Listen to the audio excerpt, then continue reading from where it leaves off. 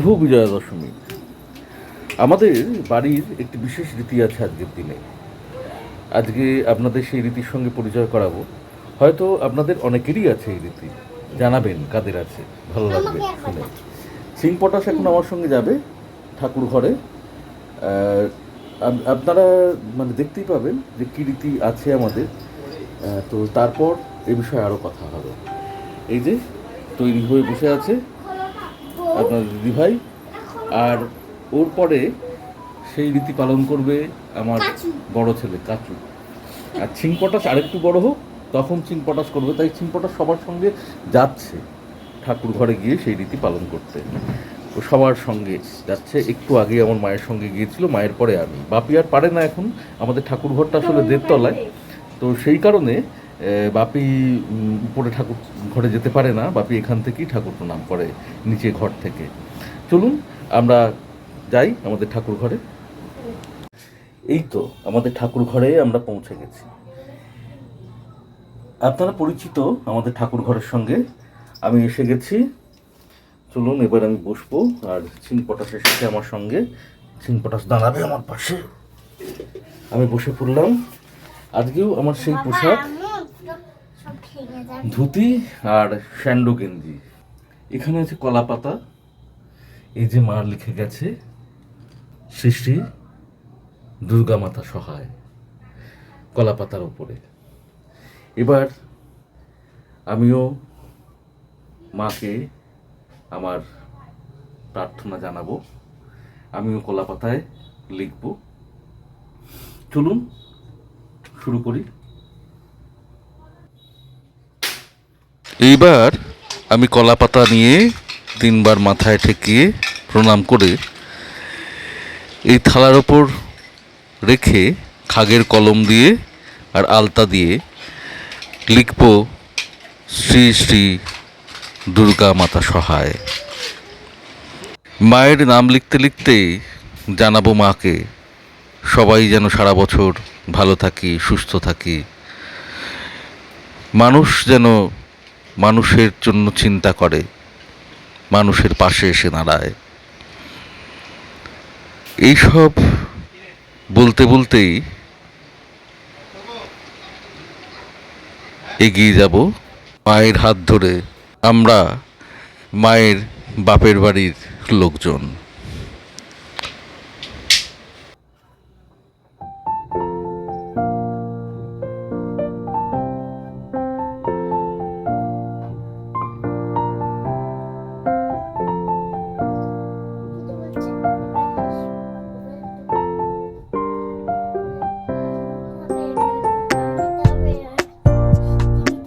লেখা হয়ে গেলে এইবার আবার কলা পাতাটা 3 বার মাথায় ঠেকিয়ে প্রণাম করে যথাস্থানে রেখে দেব।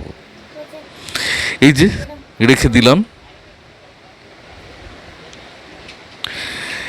এরপর সমস্ত দেবতার উদ্দেশ্যে প্রণাম জানালাম। আমার প্রণাম গ্রহণ করো সবাই।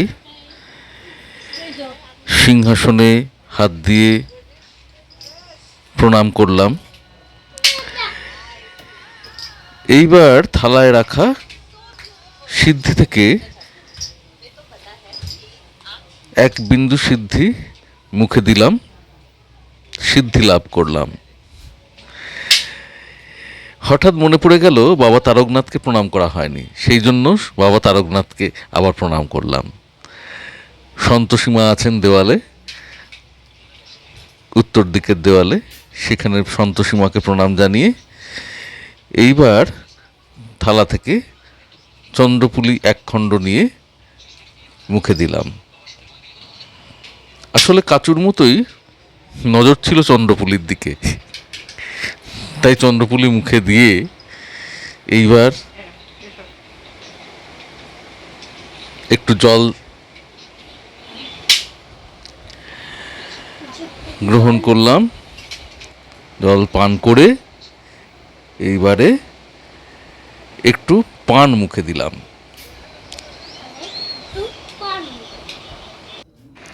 আবার একবার সমস্ত দেবতাকে প্রণাম জানিয়ে আমার আজকের এই রীতি সম্পন্ন হলো। আমি নিচে গিয়ে আপনাদের একে একে বলছি এই রীতির কথা। এবার পটশের মাম্মাম আসবে। চলুন আমি নিচে নামি।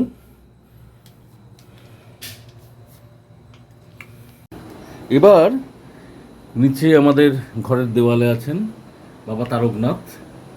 তাকে প্রণাম করেছি, আরও একবার তাকে প্রণাম করব।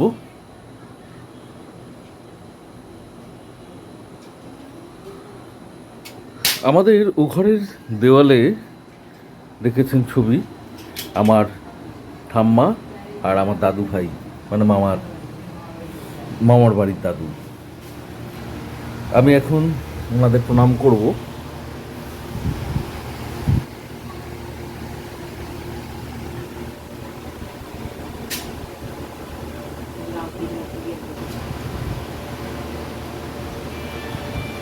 আমার ঠাম্মা দাদুভাইকে আপনারা দেখেছেন, এই আমার ঠাম্মা, আর এই দেওয়ালে আমার দাদু ভাই।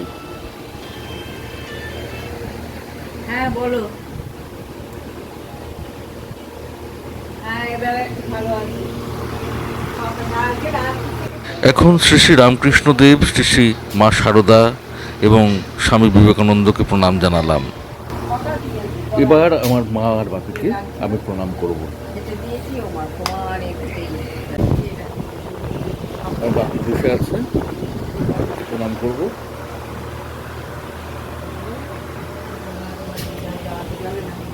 এবার মাকে প্রণাম করব।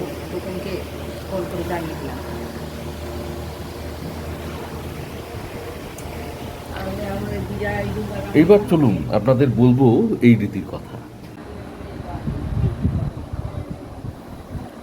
আমি ছোটবেলা থেকেই দেখে আসছি, যখন আমার বউ দেশে গেছে আমি সচেতন হয়েছি, তখন থেকে দেখে আসছি আমার মামার বাড়িতে এবং আমার নিজের বাড়িতে, দুই বাড়িতেই এই রীতির প্রচলন। বিজয়া দশমীর দিন আমরা ঠাকুরের সামনে 5 বছরের উপরের যারা বয়স, যারা সচেতন, বোধ এসেছে, তারা ঠাকুরের সামনে বসি ঠাকুর ঘরে, এবং বসে কলা পাতায় যেভাবে দেখালাম সেইভাবে 3 বার দুর্গা নাম লিখে সেই কলা পাতা প্রণাম করে দেখে থালায় সাজানো থাকে চন্দ্রপুলি, সিদ্ধি চন্দ্রপুলি, আর হচ্ছে পান মৌরি বাটা। তো লেখার পর ঠাকুর প্রণাম করে ঠাকুর ঘরে সব ঠাকুরকে নিজের প্রার্থনা মনস্কামনা জানিয়ে তারপর প্রথমে সিদ্ধি মুখে দেওয়া, তারপর একটু মিষ্টি খেয়ে মিষ্টি মুখে নিয়ে জল খাওয়া, তারপর হলো পান বাটা মুখে দিয়ে একটু পান চিপন। ঠাকুর ঘর থেকে উঠে এসে আরও যে সমস্ত ঠাকুরের ছবি মানে যে কোনো জায়গায় রয়েছে সেই জায়গায় সেই ছবিতে প্রণাম করে প্রণাম জানিয়ে তারপর বাড়ির গুরুজন যারা দেহত্যাগ করেছেন, আগেই পরলোক গমন করেছেন, ইহলোকে যারা নেই তাদের ছবিতে তাদেরকে প্রণাম জানিয়ে তারপর এসে গেছে আমার এই যে লেখা হয়ে গেছে। তারপর তাদেরকেও সবাইকে মানে বাড়ির গুরুজনদের প্রণাম করে তারপর একসাথে বসে মিষ্টি জল ঘুগনি এই সমস্ত খেয়ে দিনটাকে পালন করা, মানে সেই সন্ধ্যেটাকে পালন করা। এটাই হলো এই রীতি প্রচলিত রীতি। এই রীতি আমাদের পরিবারে চলে আসছে, ছোট্ট থেকে দেখি, সেই জন্য আমরা কিছুতেই এটাকে মিস করতে চাই না।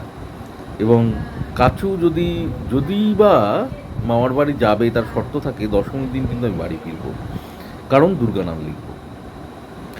তো এখন কাচু ঠাকুর ঘরে আপনাদের দেখালে ভালোই হতো, কিন্তু ঠাকুর ঘরটা 1.5 তলায়, সেই কারণে ওইটুকু জায়গার মধ্যে ম্যানেজ করতে পারবে না হয়তো, তাই এখন কিন্তু কাচু লিখছে।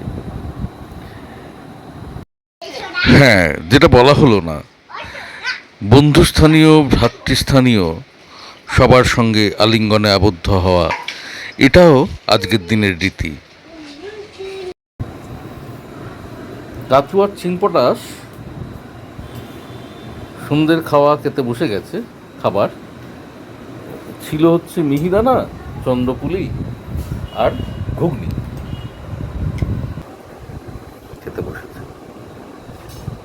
এই যে আমার জন্য এসে গেল ঘুগনি, নিমকি, মিহিদানা। আমি প্রথমে একবার ঘুগনিতে থাবা বসালাম। দেখি ঘুগনিটা খেয়ে দেখি কেমন হয়েছে।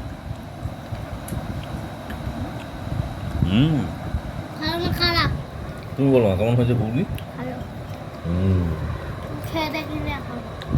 আচ্ছা, চাচু এখন খায়নি, তো ঘুগনি খেলাম। এবার হচ্ছে মিহিদানা খেয়ে দেখবো। খেয়ে দেখছি। এই যে মিষ্টিটা ঠিক আছে তো? ঠিকঠাক। আর নিমকি তো কথাই হবে না। চলুন খেতে থাকি, খাওয়ার পর তারপর আমরা বেরোবো। দেখবেন, আমাদের সঙ্গে থাকবেন আপনারাও। শুভ বিজয়া দশমী তো আগেই বলেছি। আজ আমাদের পূজা পরিক্রমার শেষ দিন। তারকেশ্বরের যেটুকু অংশ বাকি আছে সেইটুকু আমরা দেখে নেব। চলুন আপনাদের সঙ্গে নিয়ে বেরিয়েছি। কাজ চলেছে সামনে সামনে, চলুন দেখতে থাকুন। আমরা এখন পৌঁছে গেছি প্যারিসে। প্যারিসের আইফেল টাওয়ারের সামনে দাঁড়িয়ে আছি। এই দেখুন, প্যারিসের আইফেল টাওয়ার হচ্ছে এই মণ্ডপের গেট। মণ্ডপ অনেক দূরে, আমরা এগিয়ে যাব। চলুন। এই সুন্দর আলোকসজ্জা অতিক্রম করে আমরা এগিয়ে যাচ্ছি মণ্ডপের দিকে।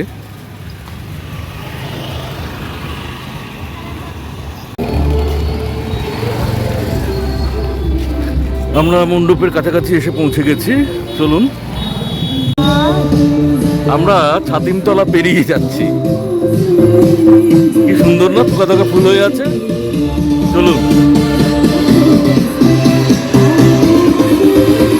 এই মণ্ডপটা একটা জলের ট্যাঙ্কের নিচে। আমরা এগিয়ে গেলাম মণ্ডপের দিকে। এই যে দেখুন, আর এই পুজোর আয়োজকের নাম হলো দীপ্তি সংঘ। আমরা দীপ্তি সংঘের মণ্ডপে প্রবেশ করলাম আর ক্রমশ এগিয়ে গেলাম প্রতিমার দিকে। প্রতিমার সামনে দাঁড়িয়ে আছি এখন। আহা, কি সুন্দর প্রতিমা! দাঁড়িয়ে দাঁড়িয়ে মাকে জানালাম, মা, আসছে বছর এমনি করেই তুমি এসো, পারলে আরো বেশ কিছুদিন থেকে যেও আমাদের সঙ্গে। আর এই প্রতিমায় একটা লক্ষণীয় বিষয় হলো লক্ষ্মী, গণেশ আর সরস্বতী কার্তিকের মূর্তিগুলো একটু অন্যরকম। এরকমটি আমরা খেয়াল করেছিলাম সোদপুর ফুটবল গ্রাউন্ডের প্রতিমার ক্ষেত্রে। আমরা এই মণ্ডপের ঠাকুর দেখে এগিয়ে যাচ্ছি পরবর্তী মণ্ডপের দিকে।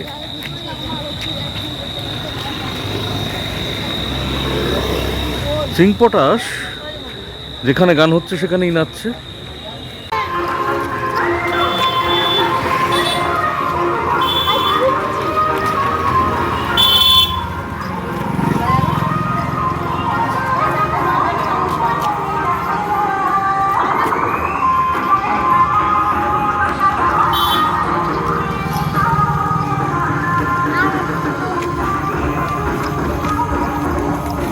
কাঠো বেদম নাচছে যাকে বলে।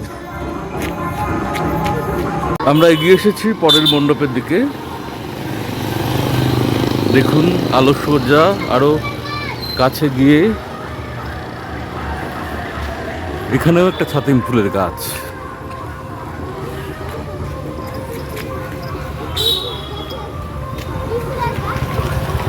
গন্ধে মোমো করছে চারিদিক।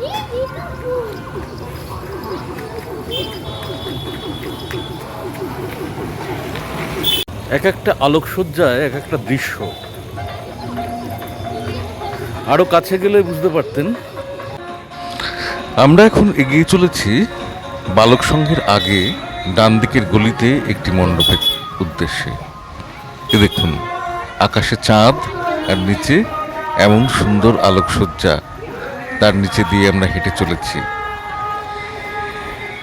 আপনারা চলুন আমাদের সঙ্গে, দেখতে খুব থাকুন। সুন্দর লাগছে এই রাস্তা দিয়ে যেতে, এইরকম আলোকসজ্জায়। চলুন আমরা একদম মণ্ডপের সামনে, এবং খবর কাগজ দিয়ে দেখুন কি সুন্দর খবর কাগজের ব্যবহার। আমরা মণ্ডপের ভেতরে প্রবেশ করেছি এবং মণ্ডপটা কিভাবে সাজিয়েছে দেখুন। একটা স্ট্রাকচার, যেমন মাটির সং তৈরি করতো, এখনো তৈরি করে, রামনারায়ণপুরে হয়, আপনাদের দেখা আছে এরকম। কিন্তু এগুলো সমস্ত খবর কাগজের স্ট্রাকচার, খবর কাগজ দিয়েই বানিয়েছে এবং খুব নতুন লাগলো আমার কাছে। মানে দুর্গা মণ্ডপ সেটা এরকম খবর কাগজের স্ট্রাকচার। তবে মা এবারে করেছেন কি, একদমই বৃষ্টি দেননি আগমনের পর, ফলে এরকম প্যান্ডেল টিকে গেছে, না হলে মুশকিল। এখানেও কিন্তু অকাল বোধন দেখেছেন। আমরা এর আগে অষ্টমীর দিন দুটো অকাল বোধন আপনাদের দেখিয়েছি, আবার এখানে দেখালাম। সুন্দর প্রতিমা, আর এখানে খেলা চলছিল, সেই খেলা নিয়ে ঝামেলাও চলছিল। এইবার আমরা পৌঁছে গেছি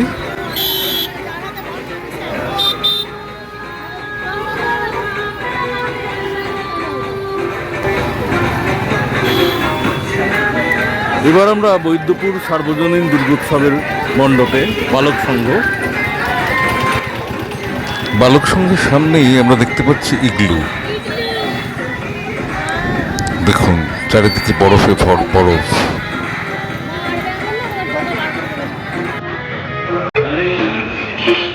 দেখুন মণ্ডপের ভেতরটা,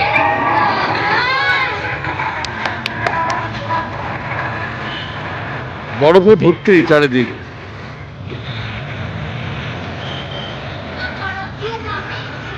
গাছপালা সব বরফে ভরে গেছে, আমরা তার মাঝখানে, বরফের মাঝখান দিয়ে এবং অনেকগুলো হরিণকে পাশ কাটিয়ে আমরা এগিয়ে যাচ্ছি প্রতিমার সামনে। এ দেখুন ভর্তি বরফ, আহ কি ঠান্ডা, প্রচন্ড ঠান্ডার মাঝখান দিয়ে এগিয়ে চলেছি। এ দেখুন এখানে একটা জমাটি আড্ডা বসেছে, প্রতিমার সামনে আমরা পৌঁছে গেছি।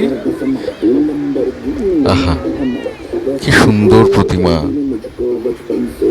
মাকে বারবার জানাচ্ছি, মা তুমি আবার এসো, আসছে বছর,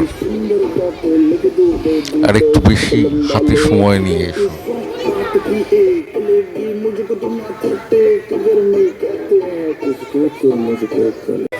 আমরা প্রতিমার সামনে যখন দাঁড়িয়ে আছি, তখন বেশ কয়েকটা বাচ্চা এখানে এসে জড়ো হয়েছে এবং ছিংপটাশ তার গায়ে হাত দিচ্ছে বা তার সঙ্গে খেলতে চাইছে।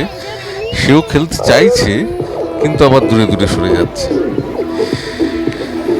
খুব ভালো লাগছিল বালক সংঘের মণ্ডপের ভিতর দাঁড়িয়ে থাকতে। দেখুন বরফের ঝুড়ি নেমেছে। এইবার আমরা বালক সংঘ ছেড়ে বেরিয়ে যাব।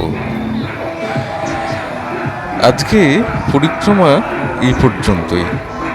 আমাদের তারকেশ্বরে যতগুলো মণ্ডপ এবং প্রতিমা আছে, দু একটি বাদ দিয়ে আমরা প্রায় প্রত্যেকটাই দেখে নিলাম। করলাম বালক সংঘ থেকে।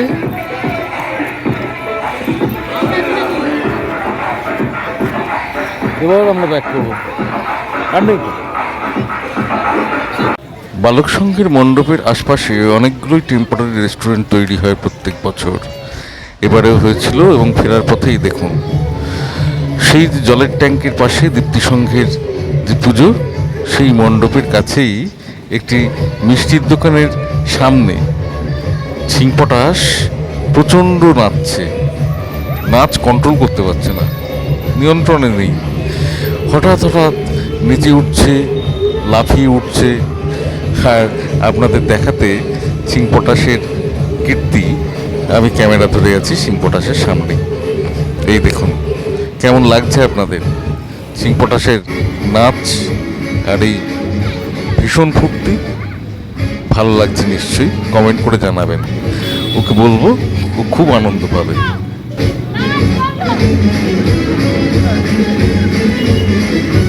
Take it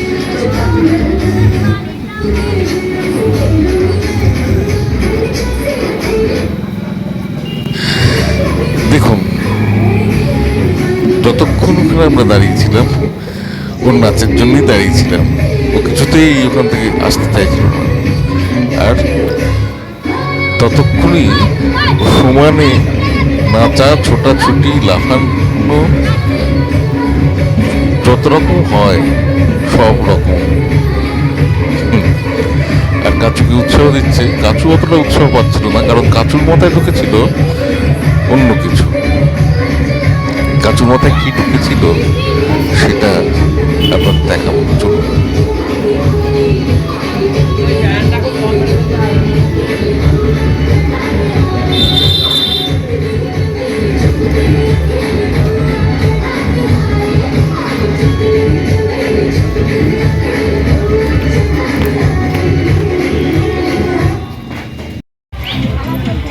কাচুর বায়নায় আমরা চলে এলাম লোকনাথে।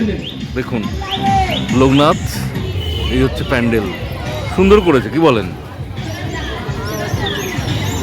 এখানেও খেলা চলছে আর আমরা মণ্ডপে প্রবেশ করছি আস্তে আস্তে।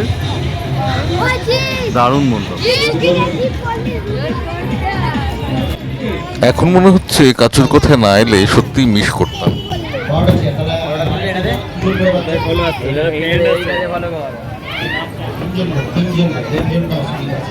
ওই দেখুন ওপরে প্রতীকী মূর্তি আর নিচে ছোট মূর্তিতে পুজো হয়েছে।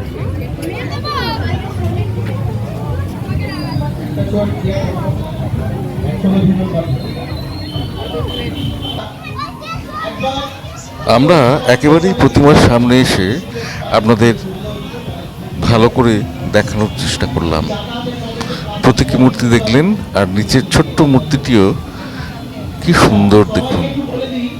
আহা, মাকে বারবার জানাচ্ছি, মা আসছে বছর আবার এসো, একটু হাতে বেশি সময় নিয়ে এসো। এত তাড়াতাড়ি চলে গেলে কি ভালো লাগে বলুন? আর এই মণ্ডপের বিশেষত্ব হচ্ছে দেখুন, খোলা আকাশের নিচে আমরা দাঁড়িয়ে আছি। খোপটা কিন্তু ছাওয়া নেই, কি সুন্দর ডেকোরেশন। আপনাদের চারদিকটাও দেখাই মণ্ডপের। মণ্ডপের দেওয়ালে কারুকার্য, সেও অসাধারণ। কোথাও ড্রয়িং, কোথাও কুলোর উপর কিছু ক্রাফটের কাজ। এবার আমাদের পরিক্রমা শেষ বছরের মতো। আসছে বছর আবার হবে। আমরা দশমীর পরের দিন চলে এলাম দেবী বরণ চলছে উত্তরণ সংঘে। উত্তরণ সংঘের প্রতিমা আপনাদের আগেই দেখিয়েছিলাম সপ্তমীর দিন সম্ভবত, অথবা অষ্টমীর দিন। আজ মায়ের বরণ চলছে। এবার প্রতিমা নিরঞ্জনের পথে যাবে।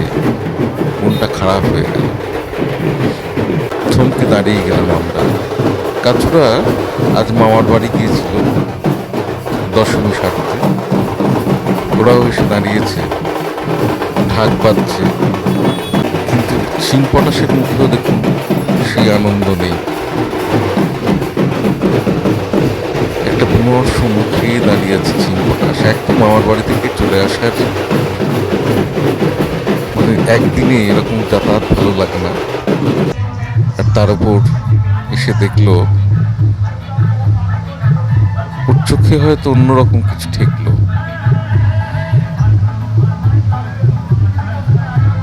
যখন নিরঞ্জনের পথে তখনও মানুষ ভুলে থাকার জন্য বিদায় বেলায় তখনও কিছু আনন্দের মধ্যে দিয়ে সেই সময়টাকে কাটিয়ে নেয়। কারণ আবার একটা বছর অপেক্ষা করতে হবে, মা আসবে। চলুন, আমাদের আবার দেখা হবে আগামীকাল। পুজো নিয়ে কিছু কথা, আরো কিছু কথা, যা কিছু বাকি থেকে গেছে সব কিছু নিয়ে।